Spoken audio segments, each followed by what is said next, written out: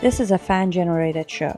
If you would like to support us, please go to jamieglazov.com and also don't forget to subscribe to our YouTube channel. All your support is greatly appreciated. Good evening. Welcome to the Glazov Gang. Tonight, show your papers in the USA. With us tonight and backed by popular demand, Peter Barry Chowka, an investigative reporter. Peter, welcome back to the Glazov Gang. Thank you very much, Jamie. It's great to be with you again. Great to have you back. Peter, the inability of Americans for the first time in our history to travel freely around the country, especially to states in the Northeast. And that's why we titled the show the way we did, Show Your Papers in the USA, because as we know, we're arriving at a time now where even internally, I think pretty soon would be fair to say we're going to have to show certain, passports, whether it's the vaccine or testing and a whole bunch of stuff. And there's a metaphor here for life in a police state, in Nazi Germany, etc., where you had to show your papers. What do you make of it all? You're an expert in this area. Well, that's a really good introduction, Jamie. And I've been following this story of draconian travel restrictions that have resulted from COVID-19. And I can't believe how little coverage it's received. Now, we used to pride ourselves in the United States that, unlike in authoritarian countries, you could travel freely within the country from state to state, anywhere you wanted to go, without having to show a passport, domestic passport, without having to get permission to travel from some government official. Well, no more. And we have never been here before. From the founding of this country, Jamie, to travel domestically between states was free and unregulated. Now, we remember from the Declaration of Independence, the famous line, "We hold these truths to be self-evident, that all men are created equal." And free and unrestricted travel between the states back then in the 1700s was held to be so self-evident that it was not needed to be spelled out in the Constitution or as one of the Bill of Rights, like the First and Second Amendment were. So the only exception for free travel during hundreds of years has been during the years of the Civil War in the 1860s. But starting last year, with the excuse of COVID-19, like so many other draconian things, if you want to travel now to a number of states, and particularly in the East, if you want to go to New York, Connecticut, Massachusetts, Washington, D.C., and several other eastern states, if you want to go to one of those states from almost every other state in the country, you have to jump through a number of hoops and declare your intentions and get permission before you even leave home. And then once you get there, you have to quarantine, and it's a real lockdown for anywhere from 4 to 10 to 14 days. We've just never been here before, Jamie, and it's truly horrifying. It is horrifying. And, myself, in terms of the research I've done over the years, what I found to be true is there's definitely a Luciferian cabal, deep state.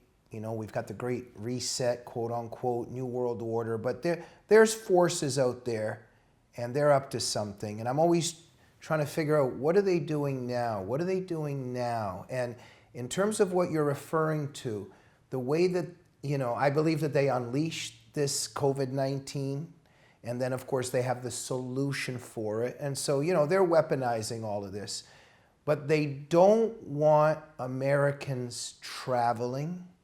They don't want Americans communicating. They don't want them socializing.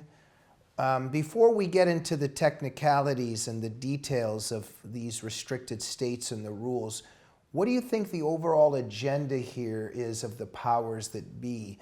They don't want movement. They don't want freedom.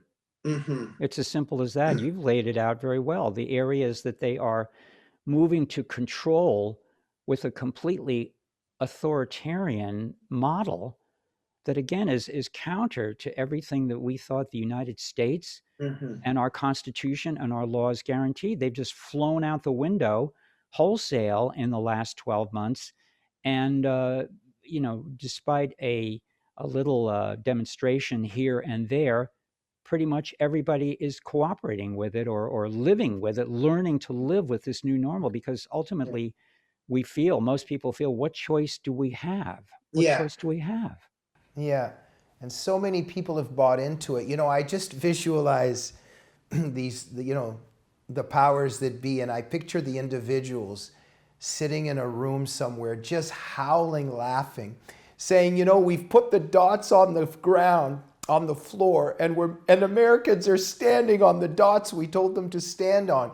And I just see them laughing just hysterically at us. It's tragic, isn't it? And unfortunately, now under the administration of President Joe Biden, the noose is getting even tighter, Yeah. mandating mask wearing now for any kind of public transportation, right down Yeah. to the level of a taxi cab, and Yeah. hiring hundreds of thousands of contact tracers to make sure that we are all kowtowing to Yeah. these absurd regulations, and Yeah. on and Yeah. on and on. Yeah, and we know, of course, our common sense tells us, of course, what the mask is. Something very demonic about it, of course, because it covers the image of God's creation in us, and hides our smile, hides our expression. We can't see each other, and we know in the history of this world, just also the demonic realms of mask wearing. We know how masks have been used to humiliate and subjugate, all that stuff. So this is all very creepy stuff. So look, let's get into this. I want to put a couple maps up that you had educated me about. So number one, our first map, this is the official map from the Connecticut government showing residents of or travelers to only 5 states. So in green on the right-hand side, we see New York, New Jersey, Massachusetts, Rhode Island, and Hawaii.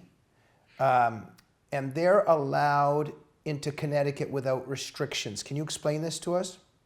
Interesting that most of the country, the states are red or restricted, and I wonder if there was a subtle message being sent there. But yes, if you live in 45 states of the United States and you want to travel to Connecticut, before you even leave home, you have to fill out and upload paperwork to send to the government of Connecticut with all kinds of personal information, including contact information of where you will be staying when you get to Connecticut, so you can be contacted every day once you're there and tracked down if necessary. Also, you are recommended to have a COVID-19 test within 72 hours of your projected arrival in the state of Connecticut. And if it's a negative test, you still have to quarantine when you get to Connecticut for 3 to 4 days until you can have a second COVID-19 test. And if that's negative, then you are free to move around the state. If you have not taken the test before you arrive, then you have to lock down in quarantine for between 4, 10, and 14 days, depending on if you've had a test, whatever. And it's a serious lockdown. You're not supposed to leave where you are quarantining. If it's a hotel room, you're supposed to stay in that hotel room and have your meals delivered and left outside your door. If you're in a private home, you're supposed to stay in the bedroom and the bathroom that have been assigned to you and you only, and members of your traveling party. If you're traveling with family or friends, you're supposed to quarantine there and again have your food left outside the door. So this is like it's like being a prisoner for up to 2 weeks in your own country until you pass the test. I don't know whether to laugh or cry. We also know that the anal swab test for COVID has started over in China. That's going to be here pretty soon. It's also surreal. When you mention the bathroom, I'm not going to be surprised soon if you don't wear your mask properly and you're not on good behavior during the quarantine. You might not even be allowed to use the bathroom if you're not being good. It's just, it's very Kafkaesque. Yes, and you're supposed to have a supply of masks while you're quarantining. For what reason, I don't know. I guess if you have to make an emergency run outside, you have to have a mask ready to roll. It's so Kafkaesque. It's and as we know now, the 3 maskers are going to be looking down at the 2 maskers, and It's very surreal, if that's one word we can use to describe it. Let's put up the second map. This is the official map from the Massachusetts government showing residents of or travelers to only one state, Hawaii, which is in white on the bottom, allowed into Massachusetts without restrictions. So if it's not Hawaii, there's going to be restrictions going to Massachusetts, right? Yes, they really are on the cutting edge there. One state they're allowing people to travel from. By the way, Hawaii is having its own problems. Each of the islands in Hawaii has different restrictions, and they are very, very tight there. Hawaii, they have been for the last 10 months. Tourism there is pretty much dead as a result. So it's just insane. It's tragicomic, but it's frightening and insane all at the same time. And what surprises me, Jamie, among many things, is that Americans love to travel. In the average year, I think 17% of Americans move their residence, perhaps not out of state, but they move, and many more travel. And we've been stopped dead in our tracks here, and you don't see demonstrations, you don't see that many complaints, and of course, you don't see the mainstream media covering this in the way I think it should be covered. Yeah. Yeah, there seems to be even more protests in Europe over this. But, you know, our younger generation, of course, don't have time to protest because they're just too interested in Instagram and how many likes and comments they're getting on their latest photo. There you go. The deceit, the negativity of the so-called smartphone. It's struck a dagger into the brain of many Americans, in my opinion. Yeah, and we see, I saw a few ads lately. The masks are going to have these colors soon. It's just going to be so cool. Peter, the third map, third and final one, shows current status of restrictions in 50 states. Now, the states in green, no restrictions. The states in yellow, some restrictions. And the states in the reddish pinkish areas, that's the quarantine in effect for travelers from or residents of most other states. What do you make of this map, Peter? Well, it's a really instructive map. You see, the country is divided basically into thirds: totally restricted, partially restricted, and unrestricted. Now, the unrestricted states tend to be ones, not exclusively, but in the southern US, in central US, and many, if not most of them, under the control of Republican governors who, in general, have a much more rational, freedom-loving view of this whole pandemic or plandemic.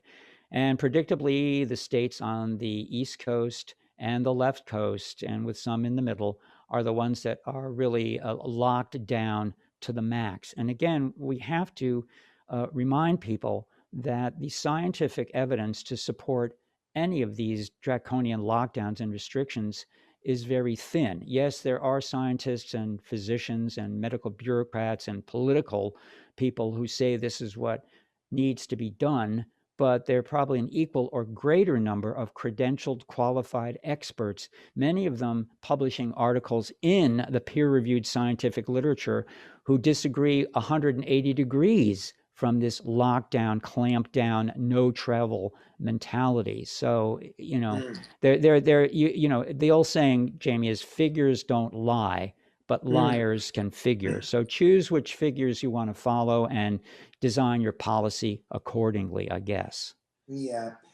Peter, so frightening, these maps, what they show. So show your papers in the United States. We see all these restrictions. Americans can't even travel anymore internally freely.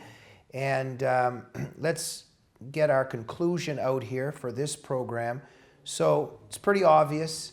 They want to destroy business.